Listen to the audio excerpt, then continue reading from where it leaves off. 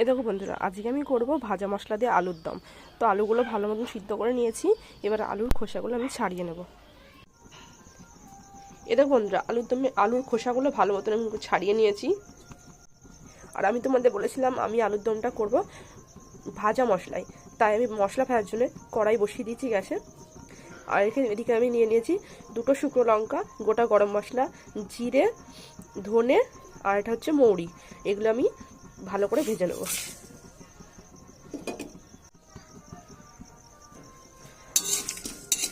এইটা ভাজার সময় তোমরা গ্যাসের জোরটা মিডিয়াম রাখবে।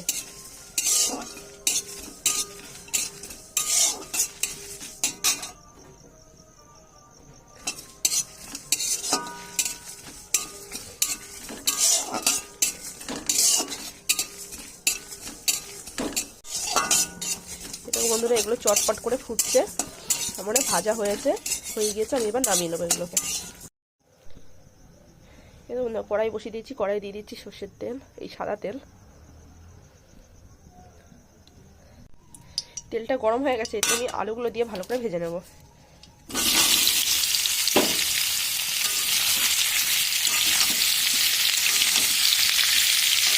দিয়ে দিচ্ছি লবণ,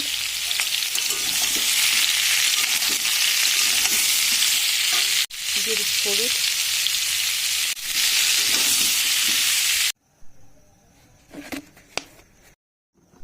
আলু ভেজে তুলে নিয়েছি ওই কড়াই আমি দিয়ে দিচ্ছি তেল।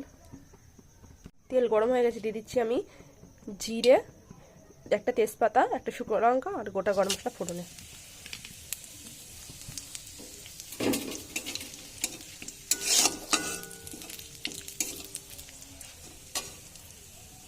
এবার দিয়ে দেবো মশলা। এর মধ্যে আছে আদা, জিরে, শুকনো লঙ্কা আর অল্প পরিমাণ পোস্ত।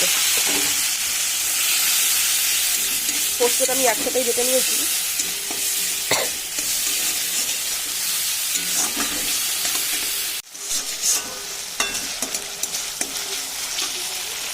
এবার দিয়ে দিচ্ছি আমি টমেটো। এবার দিচ্ছি সামান্য পরিমাণ লবণ। মশলাটা ভালো করে কষানো হয়ে গেছে, দিয়ে দিচ্ছি এবার আলু আর দিয়ে দিচ্ছি মটরশুঁটি। এবার দিচ্ছি পরিমাণ মতো লবণ, দিচ্ছি হলুদ। এবার সব একসাথে ভালো মতন করে কষিয়ে নেব।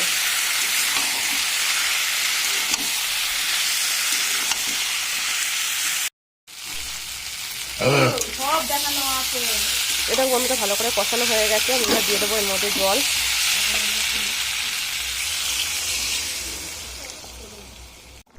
এবার দিয়ে দিচ্ছি চিনি। এই দেখো বন্ধুরা, আগের থেকে যে ভাজা মশলাটা আমি ভেজে গুঁড়ো করে রেখেছিলাম সেটা আমি দিয়ে দেবো। এবার ভালো করে আমি মিশিয়ে দেবো।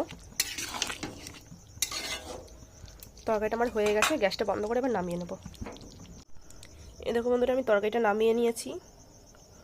তাই আজকের ভিডিওটা আমি এখানে শেষ করছি।